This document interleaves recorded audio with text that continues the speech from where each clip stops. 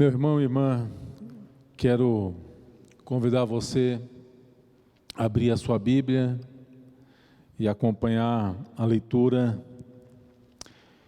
da carta de Paulo aos Efésios, no capítulo 5. Nós vamos ler os versos 15, 16 e 17, que é o verso, esse texto é o texto que vai provocar os pontos da nossa meditação nessa noite. Nós vamos ler bastante a palavra do Senhor, então vamos à leitura do nosso texto. Efésios capítulo 5, versos 15 a 17. Portanto, vede prudentemente como andais, não como nécios, e sim como sábios, remindo o tempo, porque os dias são maus. Por esta razão, não vos torneis insensatos, mas procurai compreender qual a vontade do Senhor. E esse é o tema da mensagem: procurar compreender qual é a vontade de Deus para a igreja. E quando dizemos qual é a vontade de Deus para a igreja, nós estamos entendendo qual que é a vontade de Deus para as nossas vidas. Qual que é a vontade de Deus para a minha vida, qual que é a vontade de Deus para a igreja do Senhor. Pai, nós te louvamos e pedimos que o Senhor nos dê inspiração para meditar na tua palavra. Fala conosco, Senhor, edifica-nos, ó Pai, em nome de Jesus. Amém.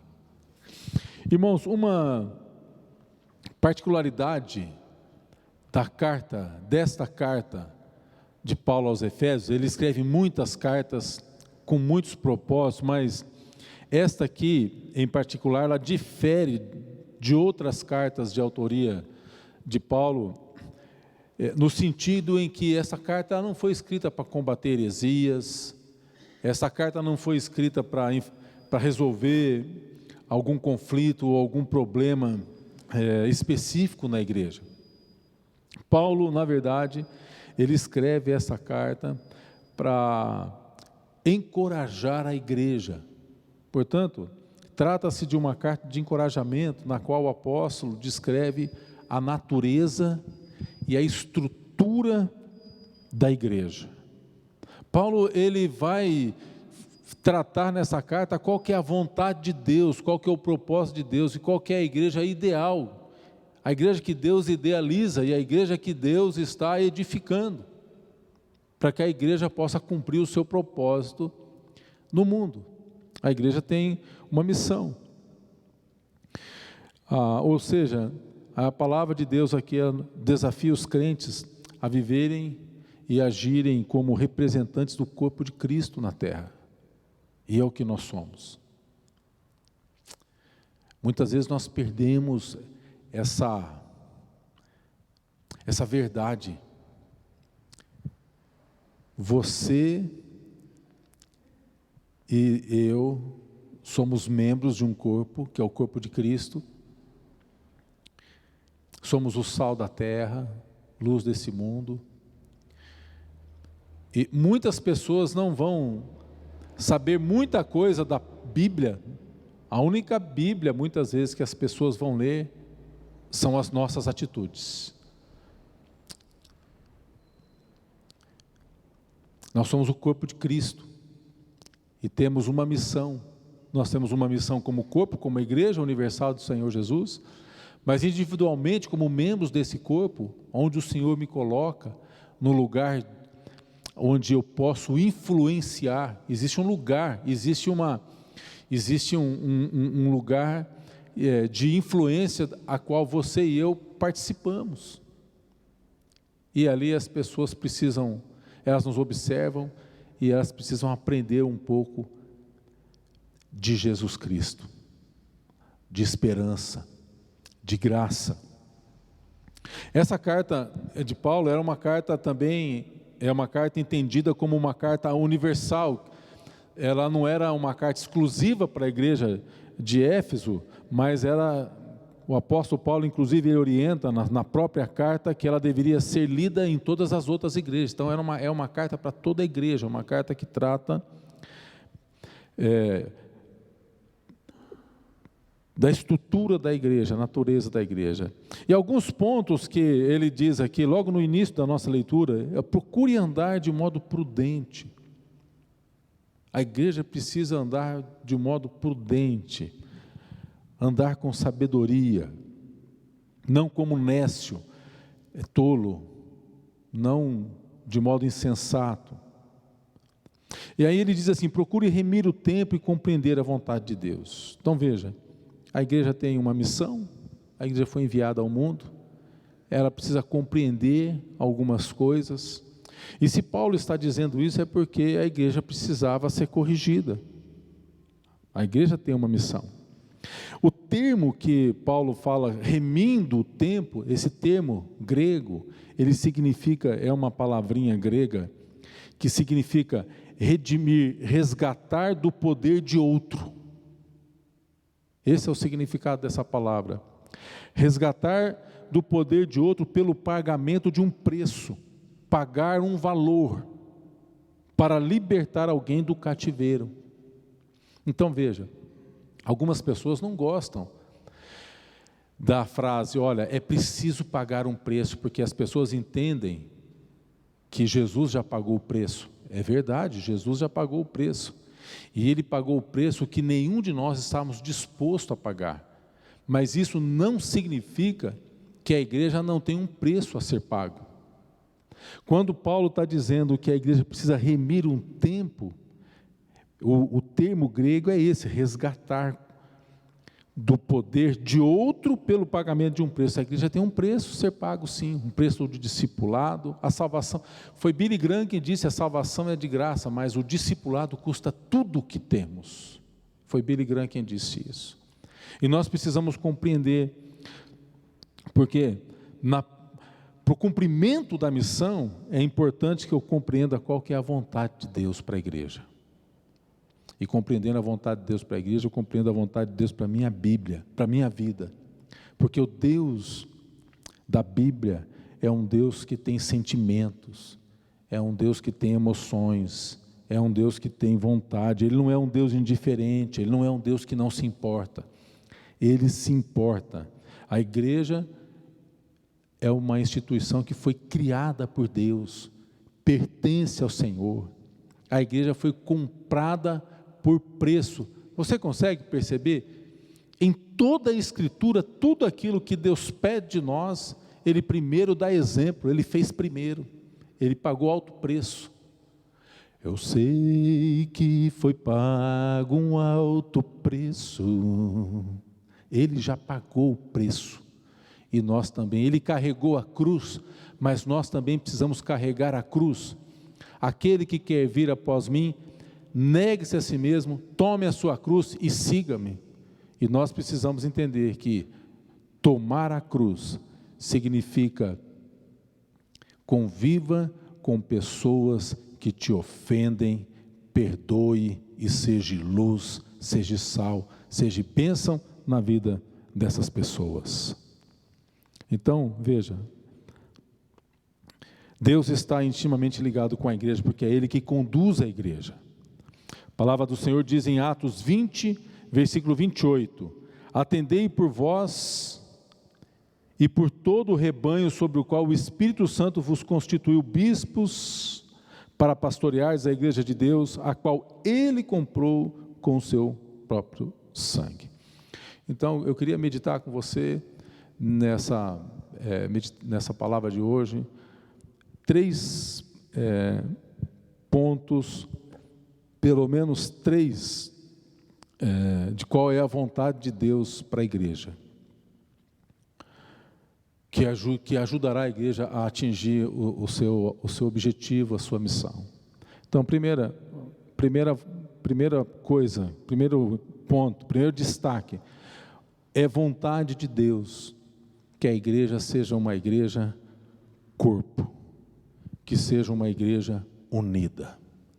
É vontade de Deus que nós sejamos um corpo unidos. Veja, João capítulo 17, versos 21 a 23, diz assim: a fim de que todos sejam um, como és tu, ó Pai, em mim e eu em ti, também sejam eles em nós, para que o mundo creia que tu me enviastes. Eu lhes tenho transmitido a glória que me tens dado, para que sejam um, como nós o somos, eu neles, tu em mim, a fim de que sejam aperfeiçoados na unidade, para que o mundo conheça que tu me enviaste e os amaste como também amaste a mim. Jesus orou pela unidade da igreja. E ele orou pela unidade da igreja, é uma chave. Se houver unidade, o mundo vai perceber, para que o mundo creia, para que o mundo perceba. Essa foi a oração do Senhor. Então Jesus, ele ora em favor da unidade da igreja, da união da igreja, e a oração do Senhor em favor da igreja, ela é marcada pelo desejo de que aqueles que pertencem a Cristo sejam unidos, como o Pai, o Filho, o Espírito Santo. Unidade. Nós somos uma igreja representativa, de governo episcopal e conciliar. As nossas decisões são decididas em concílio. E você sabe uma coisa que eu aprendi, meu irmão e irmã?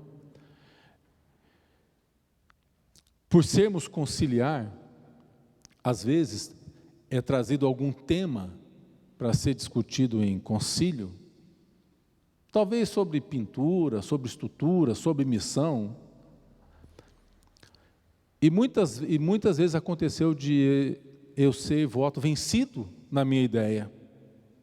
Mas uma vez que o corpo decide, se alguém quiser fazer algo diferente daquilo que foi decidido, eu sou contra aquilo. Porque é a unidade, é na unidade que está a bênção do Senhor. A igreja dos primeiros dias, a igreja de Jerusalém, nos seus primeiros dias, ela experimentou essa unidade presente na comunidade. Atos capítulo 2, verso 42 a 47, mostra como era a igreja, como que a igreja nasce.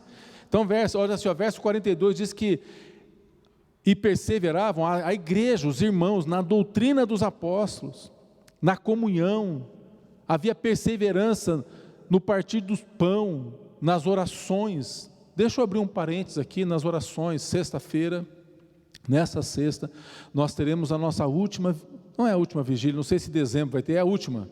A nossa última vigília do ano vai ser na sexta-feira. Venha participar com a gente. Tem sido um tempo de bênção, um tempo em que nós estamos sendo ministrados, os irmãos orando pela igreja. Você não sabe, mas você tem sido alvo de oração. Oramos pela saúde, oramos pelas famílias, temos orado pela vida da igreja. Venha participar conosco na próxima sexta-feira. Aqui diz que a igreja vivia, ela perseverava na oração. Verso 43 diz: em cada alma havia temor, muitos prodígios, sinais eram feitos por intermédio dos apóstolos. Todos os que creram estavam juntos, tinham tudo em comum. Eles vendiam suas propriedades, seus bens, distribuíam o produto entre todos à medida que havia necessidade. No verso 46 diz que diariamente perseveravam unânimes no templo.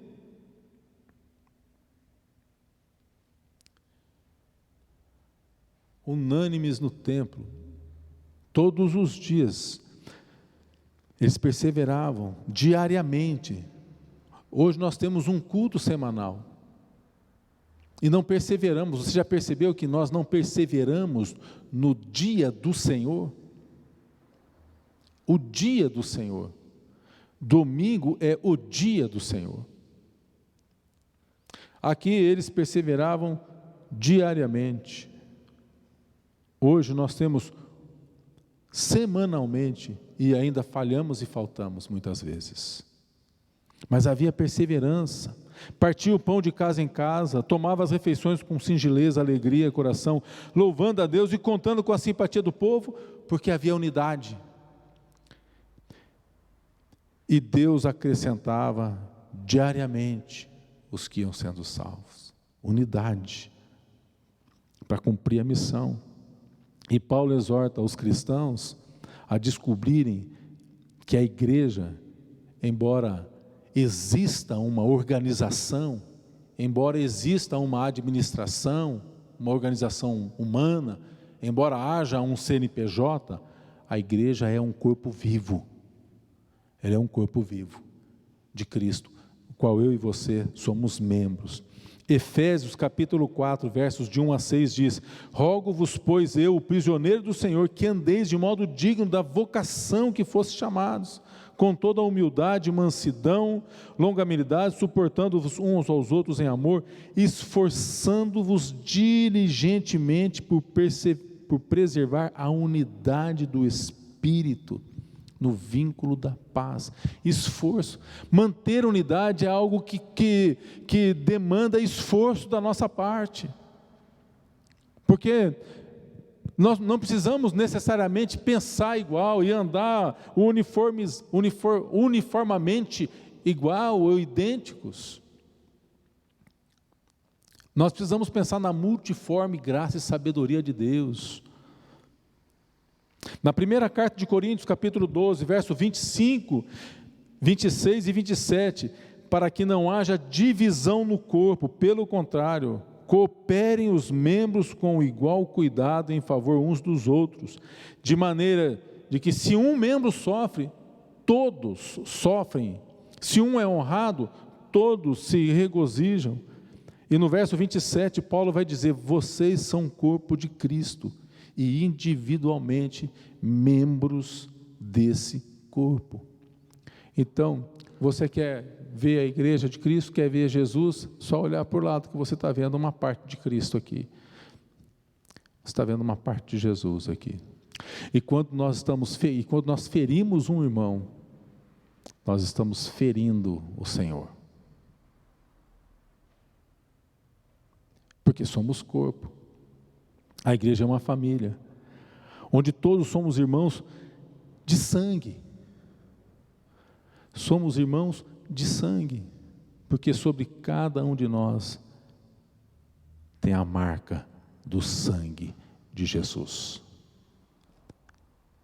Por isso nós podemos cantar: somos corpo, e assim bem ajustados, totalmente ligados, unidos, vivendo em amor, uma família, sem qualquer falsidade, vivendo a verdade. E expressando a glória do Senhor, uma família. Nós somos um corpo e cantamos, somos um corpo, o corpo de Cristo. Precisa haver unidade nesse corpo. Deus diz: eu e o Pai somos um. E Jesus orou pela unidade. Nós precisamos viver essa unidade. Podemos até divergir em certas opiniões, mas não podemos estar divididos nunca. Foi John Wesley que disse: no essencial, unidade; no não essencial, liberdade; mas em tudo, a caridade, o amor. Há um só rebanho, um só pastor. João 10,16 diz, Jesus dizendo: ainda tem outras ovelhas, não deste aprisco, a mim me convém conduzi-las, elas ouvirão a minha voz, então haverá um rebanho e um pastor. O mundo saberá que há uma igreja e que há um Salvador, se andarmos em unidade, na unidade, unidos no mesmo propósito. Mas em segundo lugar, como marca, expressão da vontade de Deus para a igreja, em primeiro lugar, que a igreja seja uma igreja unida, que haja união, propósito. Segundo lugar, que a igreja seja conhecida como uma igreja cheia de amor, como uma igreja amorosa. Isso não significa que em alguns momentos, talvez alguma disciplina, alguma palavra de orientação, mas em amor, com graça. João capítulo 13, verso 34 e 35, Jesus disse: novo mandamento vos dou, que vos ameis uns aos outros, assim como eu vos amei, que também vos ameis uns aos outros. Nisto conhecerão todos que sois meus discípulos, se tiverdes amor uns aos outros. São marcas e expressões que Deus, pois parece coisa básica, mas veja, nos conhecerão, todos conhecerão que somos discípulos de Jesus, se houver a marca do amor. Assim como Cristo orou em favor da unidade, Ele também expressou o seu desejo pelo respeito e pelo amor. Pelo amor. E amor não significa, meu irmão e minha irmã, que a gente precisa estar junto com a pessoa que tem preferências diferentes da gente. Não é isso que significa. O sujeito gosta de andar de bicicleta, o outro gosta de andar de patins. Você não gosta de andar de patins, ou você não gosta de andar de bicicleta, não significa que você precisa fazer parte desse grupo de patins. Mas à medida que ele precisa do teu amor, você e eu temos a obrigação de expressar o amor para essa pessoa. Olha o que Jesus nos ensina no Sermão do Monte, capítulo 5, verso 38 em diante. Ouviste que foi dito olho por olho, dente por dente, eu porém vos digo, não resista ao perverso. Qualquer que ferir a tua face direita, volta ali também à esquerda, a outra face. O que demandar contigo tirar a túnica, deixa também a capa. Se alguém te obrigar a andar 1 milha, ande 2. Dê a quem te pede, não vira as costas àquele que te peça emprestado.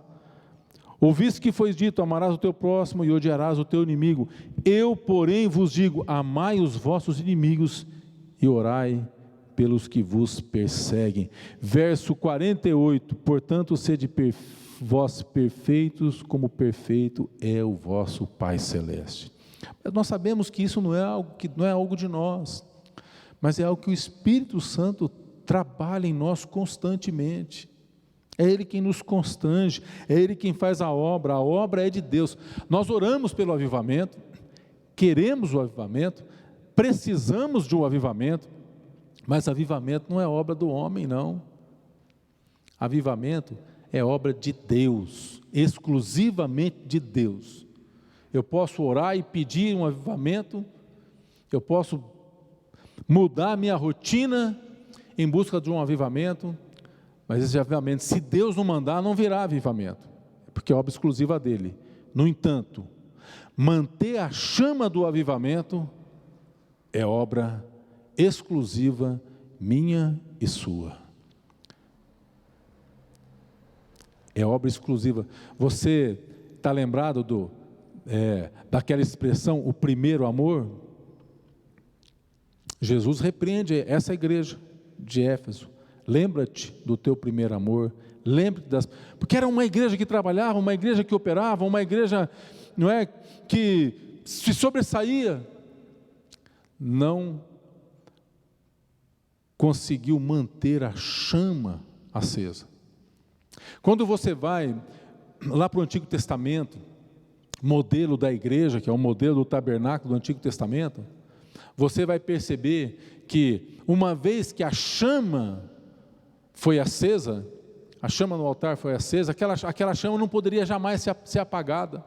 O sacerdote tinha uma função diária, manter a chama acesa.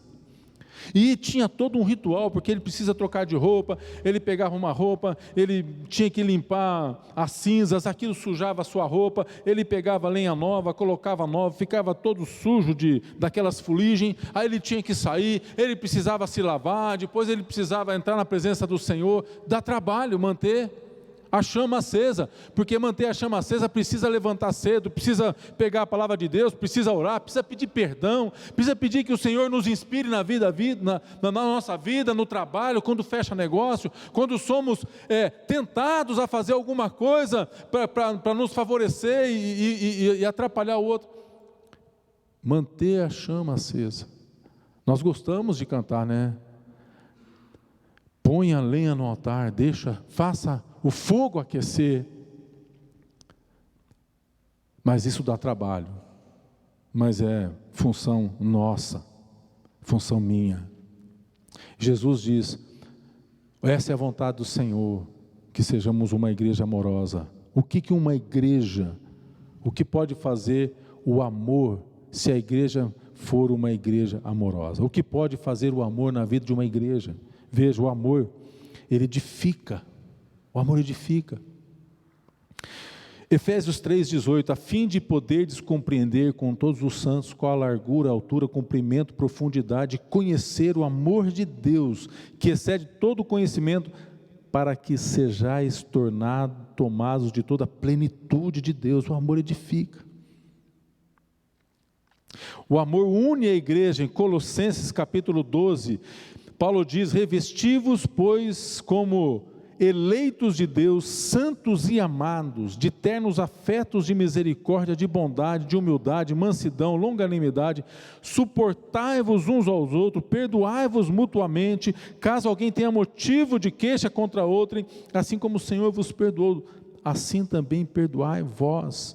Acima de tudo isso, porém, esteja o amor, que é o vínculo da perfeição. O amor elimina o mal da igreja.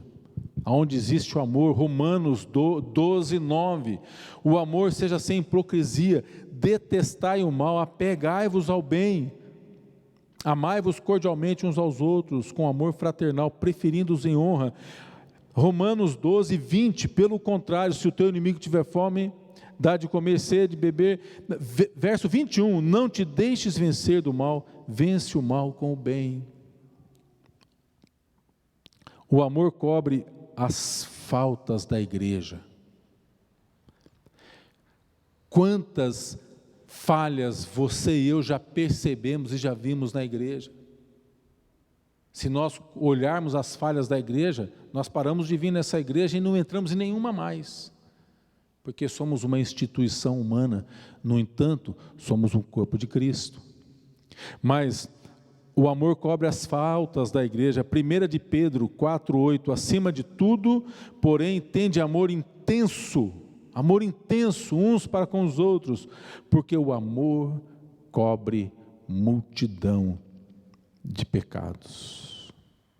O amor, quando Paulo escreve aos Coríntios, ele tudo espera, tudo suporta. 1 de Coríntios 13, 4, o amor é paciente,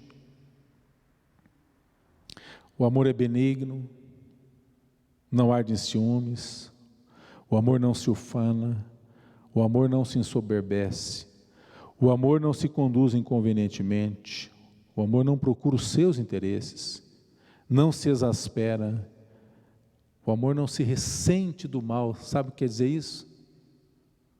O amor, ele não fica lembrando aquele cutucão, aquela espetada que o irmão fez. Mas ele não se ressente.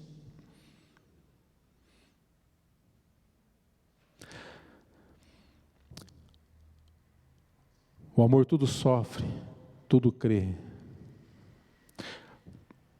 O amor vence o medo. 1 de João 4,18, no amor não existe medo, o perfeito amor lança fora o medo.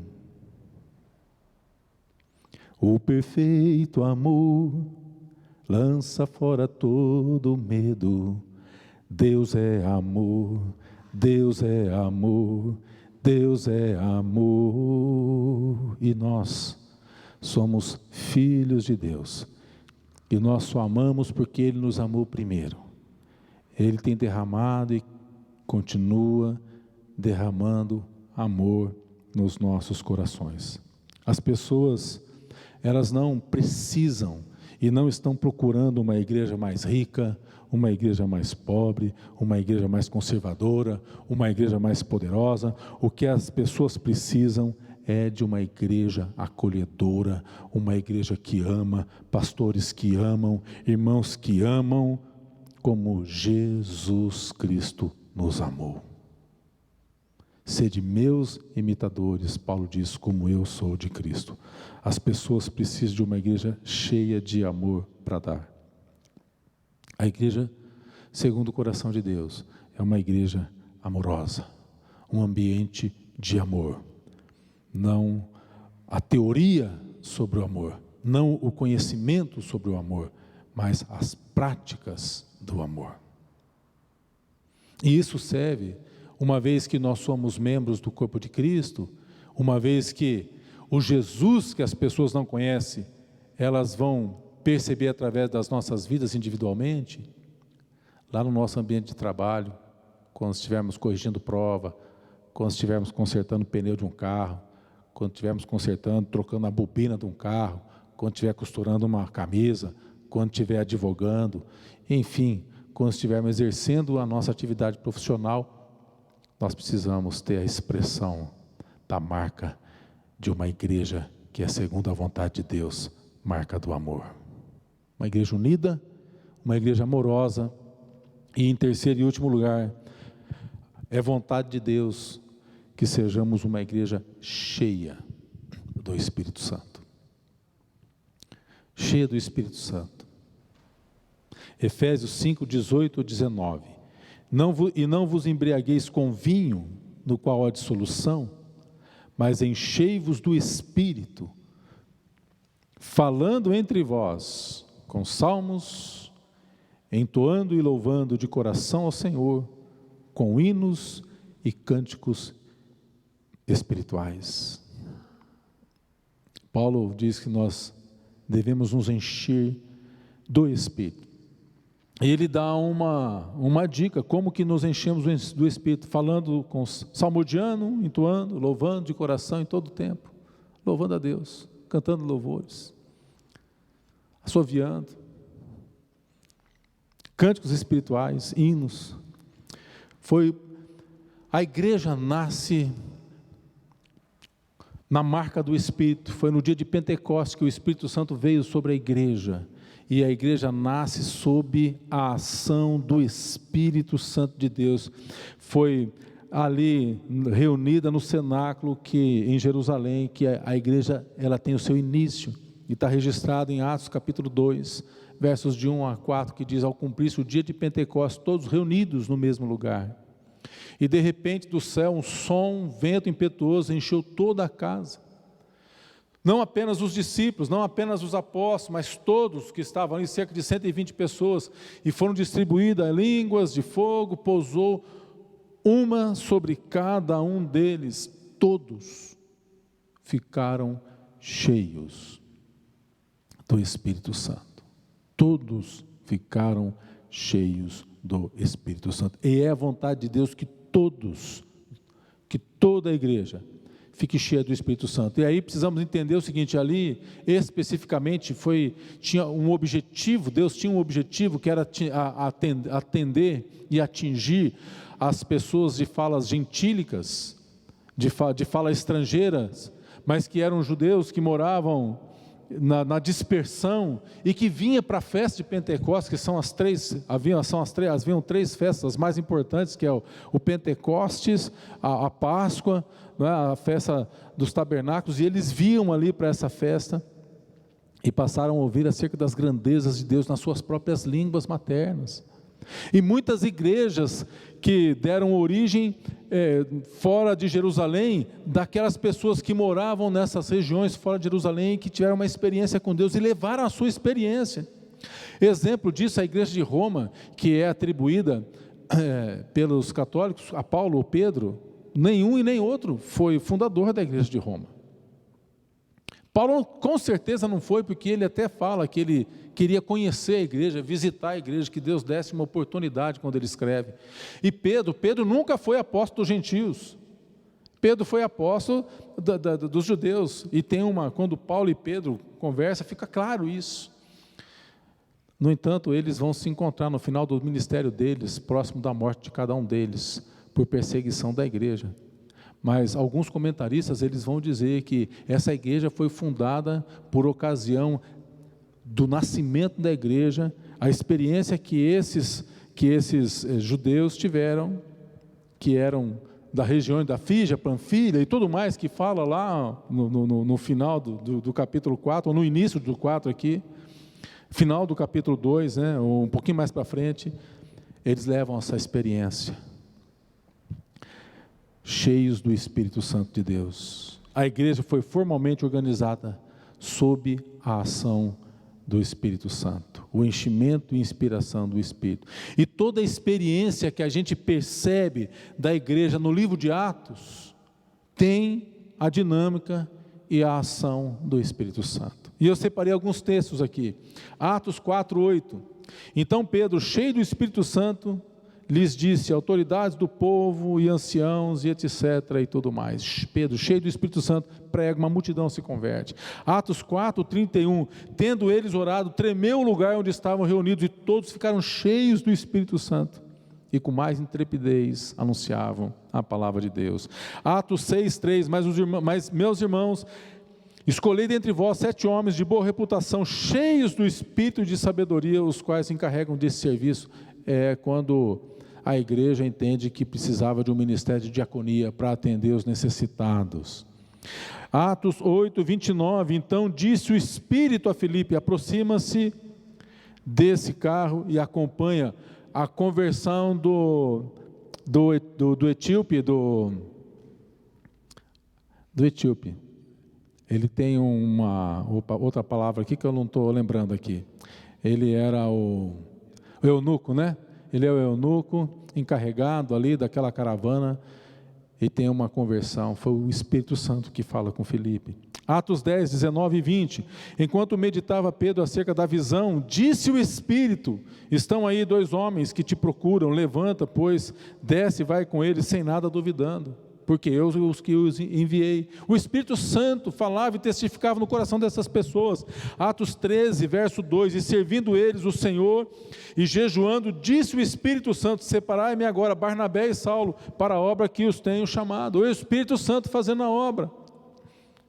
Então nós nos alegramos ao saber que, depois de mais de 2000 anos de história da igreja, com muitas lutas, no combate de muitas heresias e outras coisas, a igreja de Jesus Cristo está de pé, porque o Espírito Santo está com a igreja e permanecerá com a igreja até o dia da volta de Cristo, e apresentará a igreja gloriosa, sem mácula, sem defeito e santa ao Senhor Jesus Cristo, porque é Ele quem está operando em nossas vidas. Efésios 5, 26 e 27, o último texto para lermos: para que a santificasse, tendo-a purificado por meio da lavagem de água pela palavra, para apresentar a si mesma igreja gloriosa, sem mácula, nem ruga, nem coisa semelhante, porém santa e sem defeito. Jamais o Espírito Santo deve ser um ponto de contendas, discórdias ou divisões. A igreja precisa ser submissa, obediente ao Espírito Santo. Deus deseja que a igreja seja uma igreja unida, unidade, união, fortalece. Na união, força. Amor, que pelo amor todos conhecerão que somos discípulos, e a igreja precisa andar embaixo da orientação e inspiração do Espírito Santo de Deus. Uma igreja assim é uma igreja segundo o coração de Deus. Que, portanto, que nós possamos perseguir nas nossas próprias vidas aquilo que o Senhor espera de cada um de nós, que haja unidade, que haja amor, que haja o enchimento do Espírito em nossas vidas. Dessa forma, a gente possa cumprir a nossa missão, se não pela volta de Cristo, pelo menos que a gente possa cumprir a missão dentro da nossa geração e alcançar aqueles que são alcançáveis, que fazem parte do nosso ciclo de influência. Que estes nos conheçam pela unidade que temos, pela comunhão, porque somos homens e mulheres, jovens, velhos e crianças, que congregam e que têm unidade, que amam e que sejam cheios do Espírito Santo de Deus. Deixa eu falar uma coisa só, vamos orar já sobre unidade. Eu trabalhei no início comecei a trabalhar com uns 12 anos, e trabalhei com meu pai até quase, embora um tempo eu trabalhava para mim e para ele junto, mas eu trabalhei quase que todo esse tempo com o meu pai, na empresa dele. Eu confesso que nós tínhamos, deve ser natural isso, né? De pai e filho, nós tínhamos muitas divergências no trabalho. Não sei como que é lá você com o Fernando. Tínhamos divergências, meu pai queria que eu fizesse de um jeito, eu já queria fazer de um outro jeito. O que é importante era que o serviço ficasse, era que a obra fosse entregue, o trabalho ficasse pronto, mas havia muito conflito entre nós. E tinha um empregado do meu pai, que foi parceiro dele por toda a vida, porque eu discutia mesmo com meu pai, e quando meu pai ia embora, ele falava assim: rapaz, por que você vai discutir com seu pai? Ele está mandando você fazer de um jeito, faz do jeito que ele está fazendo. Quando ele for embora, entrega o serviço do jeito que ele quer, e você faz do jeito que você acha que é melhor ser feito. Evita essa discussão. Então tinha isso. Mas deixa eu dizer uma coisa para você. Em nenhum momento, eu jamais falei mal da empresa do meu pai. Eu nunca falei mal dos concorrentes. Eu sempre elogiei a empresa dele, inclusive dizendo: ele é o pioneiro aqui em Londrina e na região, em granilite, concreto alisado, que era a nossa área de atuação. Sempre falei bem. Unidade. Lembra que o Wesley disse? No essencial, no não essencial, em tudo. Então, ponto que mostra e que demonstra que eu tenho unidade no corpo. Eu não falo, a minha igreja é a melhor igreja. A minha instituição pode não ser a mais bonita. Eu até acho que somos, porque o povo metodista é um povo bonito, não é verdade?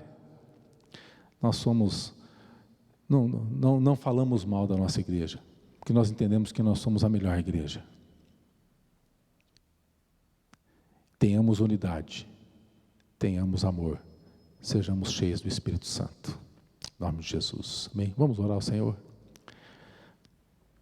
Talvez você veio nessa noite receber uma palavra de Deus. Senhor, hoje falar sobre a igreja, sobre a estrutura da igreja, organização, e você está precisando de um toque de Deus na sua vida.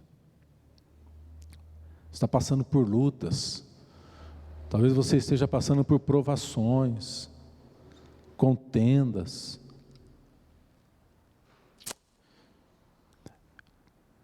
Pai, eu quero clamar a Tua graça sobre a vida deste meu irmão, dessa minha irmã que está talvez passando por alguma luta, por alguma dificuldade.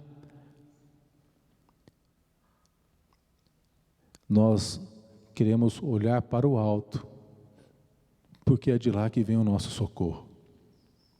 E eu clamo que o Senhor venha em socorro, seja financeiro, seja um socorro para que haja conciliação, para que haja perdão, seja um socorro, Senhor, físico, de cura, Então eu oro, Senhor, nesta noite, para que haja cura, milagres.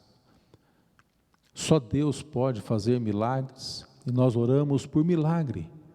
Venha, Senhor, com milagre na vida deste homem, dessa mulher, deste meu irmão e dessa minha irmã, que está precisando de um socorro, que está precisando agora, Senhor, de um amparo. O Espírito Santo é o Consolador. Nascemos sob a marca do Espírito e precisamos viver cheios do Espírito, inspirados, e nós oramos nessa noite por cura, por graça, por milagre. Faça, Senhor, a Tua obra e leva-nos, ó Deus, a sermos a igreja que o Senhor mesmo edifica, uma igreja unida, amorosa, cheia da presença de Deus. Abençoado seja o seu povo, a sua igreja, em nome de Jesus. Amém. Graças a Deus.